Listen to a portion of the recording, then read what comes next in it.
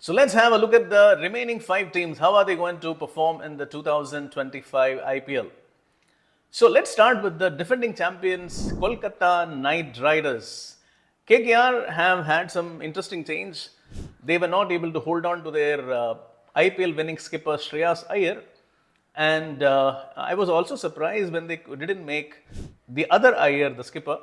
Both of them are born in the same year, 1994, and Shreyas has Pluto in 3 degrees and Neptune is in 25 degrees. That's a phenomenal horoscope. He has a phenomenal 7th house. So he was the most, ideal skipper to have, but then they had another alternative, but then they didn't even take him, and they have made Ajinkya Rahane as the captain. Unfortunately, Ajinkya Rahane does not have a great horoscope as a skipper. See, he would have had a skipper in a good, horoscope in a one-on-one situation where it's a bilateral series. But then when you're talking about a major tournament where there are major captains involved from multi-countries, then you need to have a phenomenal 7th house, which Ajinkya Rahane does not have. So I would say that, unfortunately, Kolkata Knight Riders, they boast of great strength. They have like a Sunil Narayan with them. They have a Quinton de Kock or a Rinku Singh or even a Varun Chakravarti, but then all that might that they have wouldn't be able to really, pull it across. And I would say that KKR, actually I would say that they have no chance to defend their title. They won't be able to win the title. So moving on to the next team, Mumbai Indians. So Mumbai Indians is like a phenomenal team. Anyone who would say that, they won't win the title can be surprised, okay, or they would be foolhardy to say any kind of a prediction like that. But one thing that there are a couple of things that does not go in their favor. One is they have brought back Mahela Jayawardene. Mahela Jayawardene has been a phenomenal player, and he has also been a wonderful coach. He has won at least, if I remember, at least a couple of IPLs for them. So he has already diluted a huge part of his karmic quota. So for him to win another tournament is going to be difficult. Yes, they have a very, very good team, and they also have a very phenomenal skipper in Pandya. So, yes, they have the best talent. The best talent who play for the country are playing for them. Tilak Verma or someone like Jasprit Bumrah, they're all like iconic players. Tilak Verma, of course, is the future of the country, and for the Mumbai Indians also. So, yes, it's a great team, but yes, they're definitely contenders for the playoff spot. Will they win or not? We'll probably talk about that later. I would just say that Pandya definitely has very, very huge competition this time around. So talking about the next team, Chennai Super Kings. Chennai Super Kings, they had a great skipper, and he has stepped down now. So Dhoni only plays as a player, and this is a dad's army, as they call it, and they definitely have some very, very senior players like Ashwin or a Jadeja also with them. This time around, yes, the dad's army looks a little younger, but still, because they have Ruturaj Gaikwad as the captain, I would say that the chances of CSK winning has gone down considerably, because Ruturaj Gaikwad belongs to the category of the grey lizard patch. The grey lizard patch has just about started, but I would say that this time around, the chances of the captain who will win the IPL 2025 would be born in the years 1993 or 94. That is the patch where the skipper could be born. So for that reason itself, I would say that CSK has very, very little chances to win. They may even reach the final, but then they may not be able to win the tournament.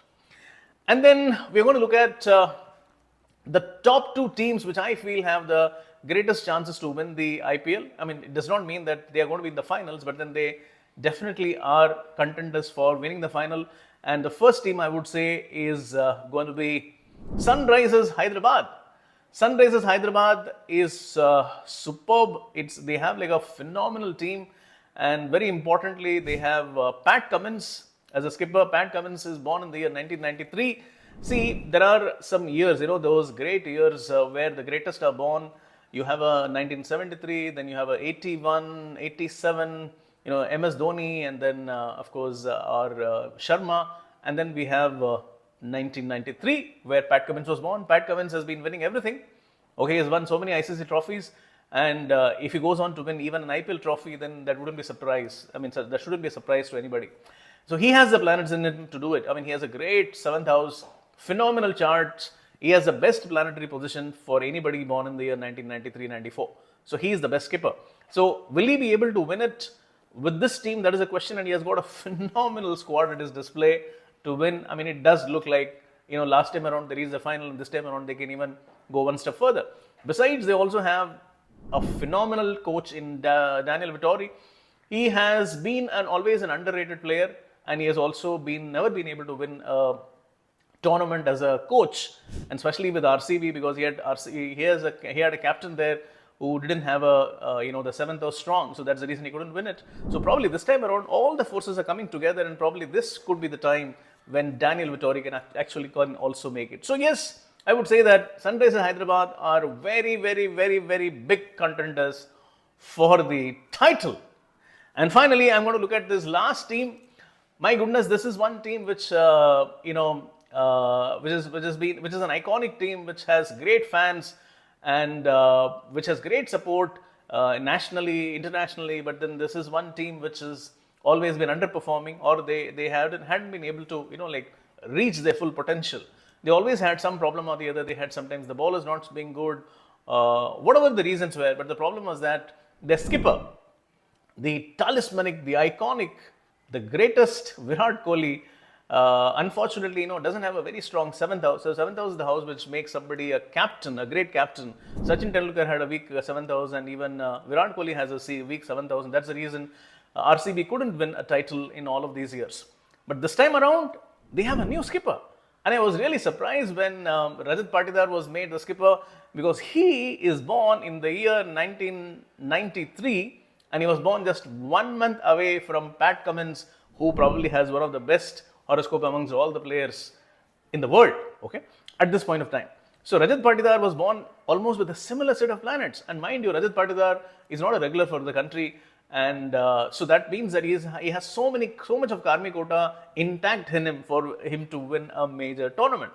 So 1993 born, Pluto is in 0 degrees, Neptune is in 25 degrees, Chiron exalted, phenomenal chart. And look at Andy Flower, he is 68 born, he has got Uranus very powerful, Pluto very strong. Look at this team, I mean, everyone from Phil Salt to Liam Livingston to Josh Hazelwood. This is like a extraordinary squad, and they have it in them to really, really do something which they have never been able to do this so far. So probably on the 18th year of IPL, maybe this could be the year when RCB can really break the jinx.